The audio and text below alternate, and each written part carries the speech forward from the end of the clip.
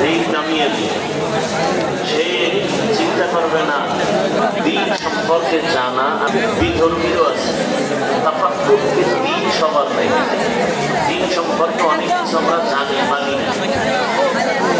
জানার সাথে মানা, এলমের সাথে আমল, শিক্ষার সাথে দীক্ষা দিয়ে দেয়, যেটা সবাই পায় না।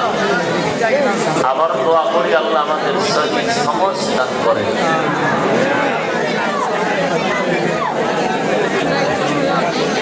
হাদিসের তর্জমা কি হলো যে আল্লাহকে অসন্তুষ্ট করে পৃথিবীর আর কারো হুকুম মানা যাবে, এই তর্জমা। এখন ব্যাখ্যা কি হবে? ব্যাখ্যা কি হবে? ব্যাখ্যা আমার মন করা হবে না।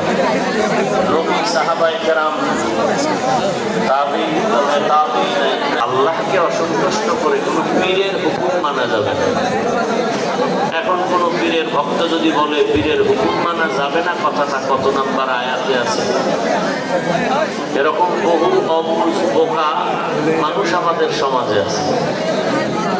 আল্লাহকে অসন্তুষ্ট করে কারো হুকুম মানা যাবে না কথার ব্যাখ্যা, আল্লাহকে অসন্তুষ্ট করে কোন নেতার হুকুম মানা যাবে না, কোন নেত্রীর হুকুম মানা যাবে না, কোন শিক্ষকের হুকুম মানা যাবে না। কাকে বেজার করে?